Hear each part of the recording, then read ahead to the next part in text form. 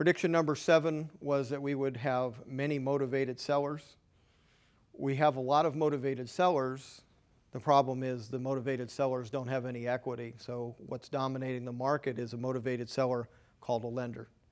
And the lender being motivated means that the more motivated they become, the less they'll take for their properties. We already see that happening. We see price declines that are astonishing in Riverside County.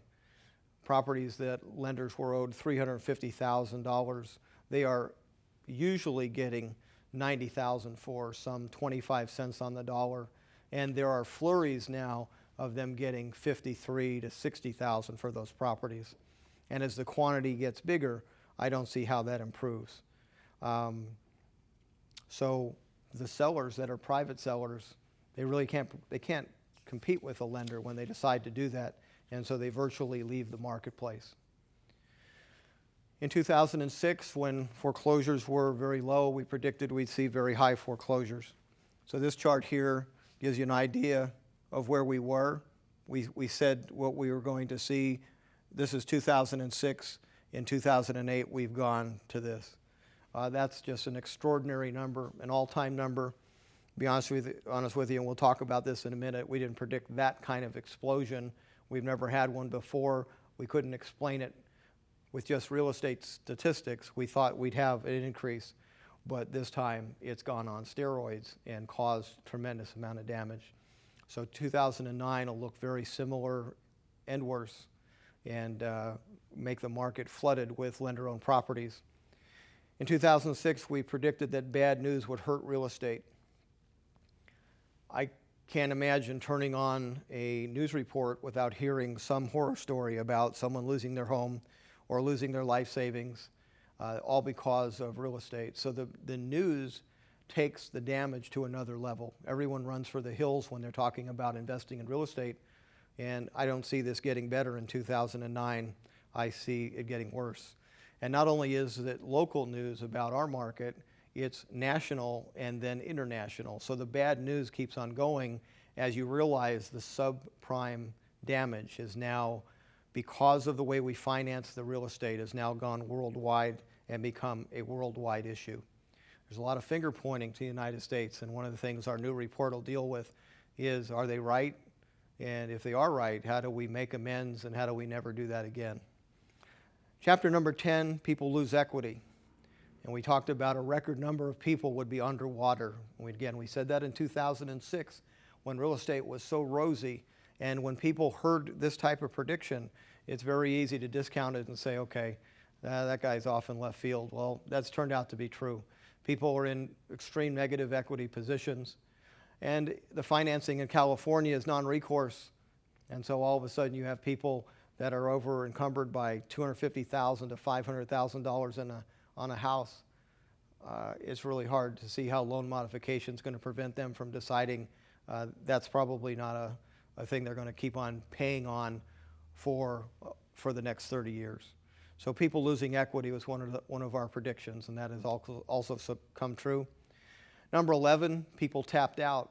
What happens is that when real estate gets scary, the creditors rein in other things, and so that's what's gone on. People have lost equity, and the equity lines have disappeared. Their credit line balances have gone up, so the credit card companies are getting concerned, and they reduce those. And we'll cover that in the report, but this is what we predicted in on the 11th prediction in 2006, is that would come about. Number 12 prediction in 2006 is that there'd be a lot of inventory to sell against. Inventory exploded, and probably a year ago got up to about 16 months of inventory for sale. We were down to virtually 3 months, and it exploded to 16 months. And so that already occurred. We talked about having a record number of foreclosures in the mix of that, and that inventory would go way up. Interesting phenomenon is now inventories are way down. They're down from 16 months to 6 months. And some people who are trying to get in the prediction business are saying that that's the secret, that we now have low enough inventory levels to have a California comeback. I completely disagree. There's tons of inventory, what we call shadow inventory, that's yet to show up in the MLS. There are plenty of people that would like to sell, but they can't because they can't compete with the price that the current homes, the REOs, are bringing. And so for years, we will have inventory that wanted to get for sale and couldn't do it. Maybe turn into a foreclosure, or maybe just wait until there's a time where they can unload their property.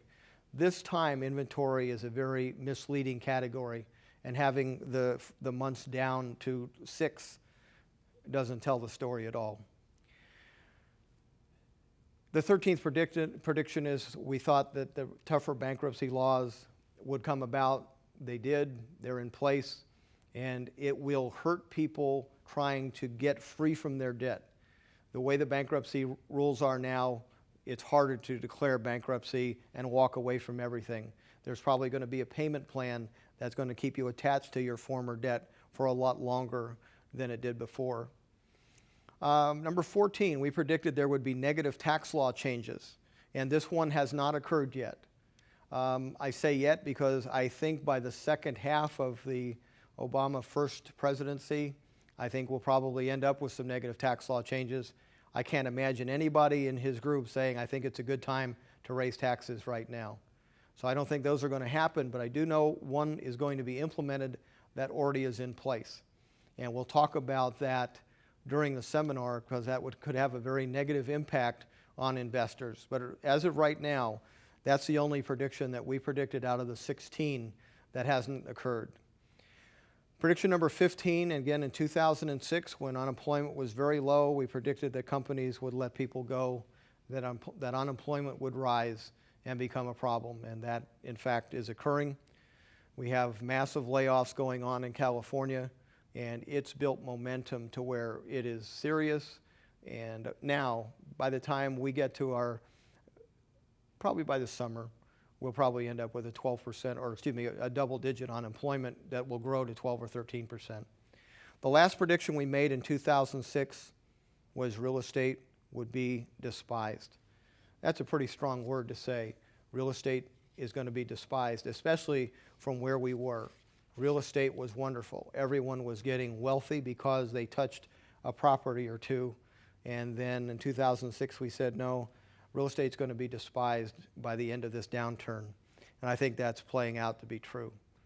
Real estate being despised, actually, if you're on the other side of it, means that there's so little demand for something like that, that if we have the knowledge and the understanding and the wherewithal, we can take advantage of that type of market where these lenders are capitulating and they're going to be selling these properties far below replacement cost.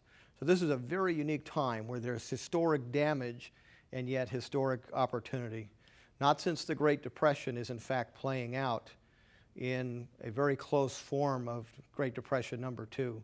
We'll talk about that during Category 5.